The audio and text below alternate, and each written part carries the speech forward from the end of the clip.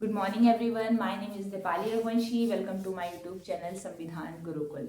कल हमने इससे पहले अगला जो current challenging facing Indian economy का पार्ट 1 कवर किया था, जिसमें हमने कुछ इंपॉर्टेंट चीज पढ़ी थी, जिसमें भारत की अर्थव्यवस्था को प्रॉपर डेवलप ना होने में ग्रामीण क्षेत्र का क्या योगदान है, या ग्रामीण सेक्टर जो रूरल सेक्टर है वो प्रॉपर तरीके से डेवलप क्यों नहीं हो पा रहा है। आज हम इसका पार्ट 2 पढ़ रहे हैं और मैं आपको काफ़ी बार बता चुकी हूँ कि एमपी बोर्ड के नोट्स बहुत ज़्यादा कम प्रोवाइड होते हैं, और स्पेशली क्लास 11th के, लेकिन बच्चों को बहुत ज़्यादा प्रॉब्लम जाती है कुछ चैप्टर समझने के लिए।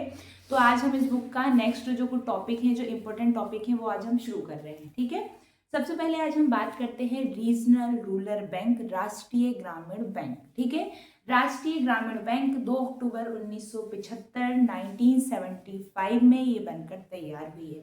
क्या काम करती है रीजनल रूरल बैंक, तो कुछ इसकी डेफिनेशन है, मैं आपको बोल रही हूँ, आप नोट कर सकते हैं कॉपी में, और मैं आपको इसका मतलब बताती हूँ। These bank have been the establish since the 1975। ये बैंक कब बनकर तैयार हुई है, तो 1975। और ये जितनी भी हम रूरल बैंक या हम क्या बोलते हैं कमर्शियल बैंक या किसान क्रेडिट कार्ड, जितनी भी ये पार्ट पढ़ रहे हैं, ये रूरल क्रेडिट के अंतर्गत पढ़ रहे हैं, कि जितने भी ग्रामीण क्षेत्र को डेवलपमेंट करने के लिए जितनी भी चीज़ें अलग अलग स्कीम चलाई गई, हम ये रूरल क्रेडिट के अंतर बात कर रहे हैं। ठीक है, तो हम रीजनल रूरल बैंक की जब बात कर रहे हैं तो ये 1975 में एस्टेब्लिश हुई है with a view of developing the rural economy while creating alternative channel to cooperative credit structure order ensure sufficient institutional credit। ठीक है, ये जो हम देखें, यदि रीजनल रूरल बैंक यदि बनाई गई है तो एक गांव क्षेत्र को डेवलप करने के लिए बनाई गई। पता है कि ग्रामीण क्षेत्र में काफ़ी लोग जो हैं अपनी चीज़ों को डेवलप करना चाहते हैं, सोलर सिस्टम, अलग अलग तरीके की चीज़ों से वो अपने धीरे धीरे अपने क्षेत्र को का विकास जरूर करना चाहते हैं, लेकिन सबसे बड़ी प्रॉब्लम आती है तो वो आती है मनी की। तो रीजनल रूरल बैंक जो है वो इन क्षेत्रों के लिए और इन लोगों के लिए लोन प्रोवाइड करता है। ठीक है, जितने भी गांव क्षेत्र में लोग हैं या वो किसी चीज़ को, किसी सिस्टम को डेवलप करना चाहते हैं, तो वो रीजनल रूरल बैंक से लोन प्रोवाइड कर सकते हैं। ठीक है, और ये क्रिएट करता है अल्टरनेटिव चैनल। इसका मतलब है कि अलग अलग तरीके को क्रिएट करना, कि यदि इस पैसों से इतना काम हम किसी ग्रामीण क्षेत्र में कुछ चीज़ों को डेवलप कर चुके हैं, तो अगला हमारा ऑप्शन बन जाता है कि अब हम ये डेवलप करेंगे। ठीक है, और इसी से हमें मोटिवेशन मिलता रहता है और धीरे धीरे हम इस चीज़ में बहुत ज़्यादा आगे पहुँच जाते हैं। Sufficient institutional credit of the rural and agriculture sector.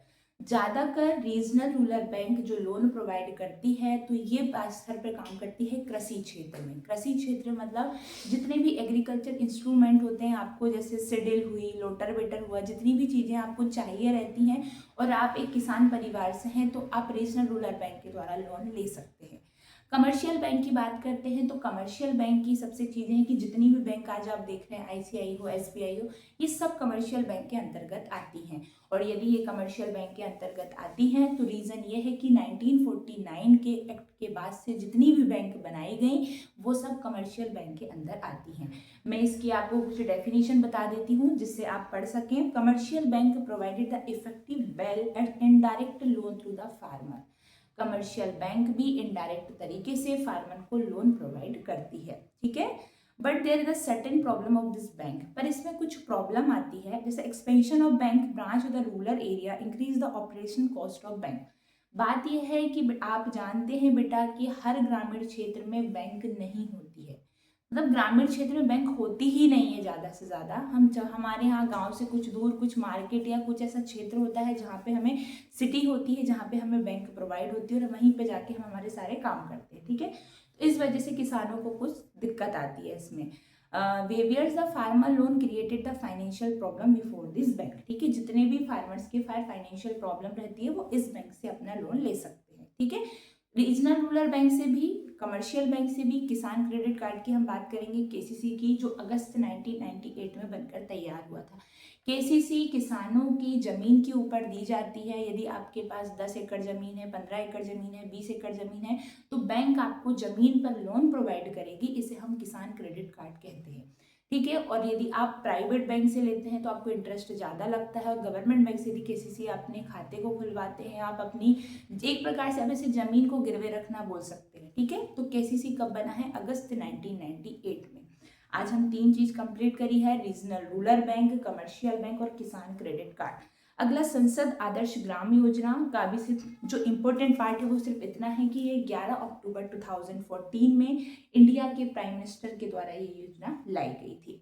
इसके आगे का पार्ट हम कल कंप्लीट करेंगे। हमने जो current challenging facing Indian economy chapter में कुछ 4 से 5 टॉपिक कंप्लीट किए हैं जो काफ़ी इंपॉर्टेंट हैं, तो आप इनको पहले रीड कीजिए, इनके नोट्स बनाइए, ठीक है, और उसके बाद हम आगे का चैप्टर कवर करते हैं। Thank you so much. मेरे चैनल को सब्सक्राइब कीजिए।